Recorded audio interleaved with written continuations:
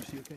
When you look at the length of this, but moreover, when you look at the width of this feather, well, first off, what categories are these most fitting into for what types of birds? What comes to mind immediately? Corvids. Corvids. Okay, and what does that break us down into? Crows, ravens. Right. So if we think about something like a turkey vulture, and we can talk about this a little bit in a moment too, but when we think about a turkey vulture, if we compare, if we've got a raven walking around here, right? So if we can just picture this raven here doing stuff versus a turkey vulture coming in and landing in the spot, and then it's stumbling around here, and if it throws its wings out, there's a big difference in those wings, right? And then if we know the type of feather this is, it automatically puts this too small for a turkey vulture, okay? But if we look at the width of this feather, first off, does that make a lot of sense on a little crow? No. No. Who is big? This is a Raven. And what kind of feather is this? Secondary. Why is this a secondary and not a tail? The curve.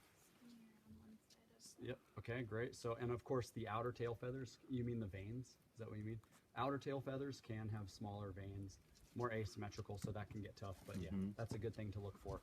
The even curve. It's this nice even curve as opposed to the, for in more of a sort of S shape that we would get in S shape, meaning like that, where it's curving back on itself a little bit, so it curves this way and then straightens out.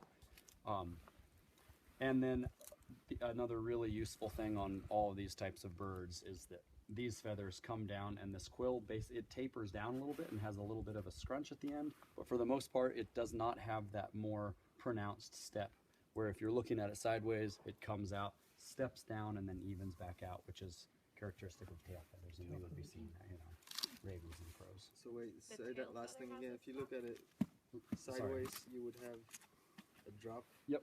And what were you asking, Jill? Tail feathers have a step. That's correct. So we would see this come out and then make the whole quill goes whoop and does this. So, and this can be confusing for folks because when you look at the top, if you're thinking about a step anywhere in the feather, if you look at the top of a lot of feathers, the quill, how do we do this? As opposed to just the top half of the quill, say, sinking in and doing this, it's the entire quill makes the step down as opposed to just the top of it. Does that make sense? Right, Does that instead of make the clear? top just sloping. Because you can see that where you're like, oh, but I thought I saw that here. You're really looking for a pronounced curve down of the quill and then it straightens back out. As opposed to seeing some topography on one side of the quill, is what I'm saying. Okay? Cool. Great. Want to just talk about that quickly versus primaries? Sure. And let's also talk about this and where this is on the wing too in terms. So what's different about primaries? Let's take a look at this. They tend to be longer, skinnier. Stiff. Yep. Longer, skinnier, stiffer. My God, I can't actually tell if that is a tail feather. Yeah, or like a tail this looks feather. like more Looks like like a a tail feather. Anyways, kind of similar in this that you've got this more blade-like shape where it's coming out. You're going to have a more knife-like shape in many primaries, and a straighter quill, of course, because they're basically sticking straight out. That's what's creating propulsion. So that's what's pushing air behind, and then the secondaries are this big, flat, wide wing, like airplane wing surface that is giving lift. Right? Primaries are all coming off the hand. Secondaries are all coming off of the forearm. But what is kind of cool about this is that this is one of those primaries as it gets farther and farther back into what we would call the tertiaries, back closer to the body. So they become a little bit softer, a little bit more flexible.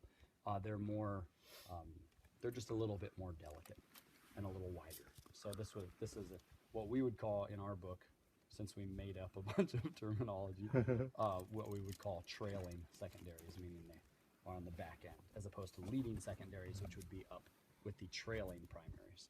Yeah, inner and outer. Inner and That's how outer. birders and Right. banders would say it. Right. Great. Thank you. Yeah. Which is probably how we should have said it, but we want it to be special. Cool. Is everybody okay with that? Walking through that from vulture to crow to raven to what size? Okay, cool.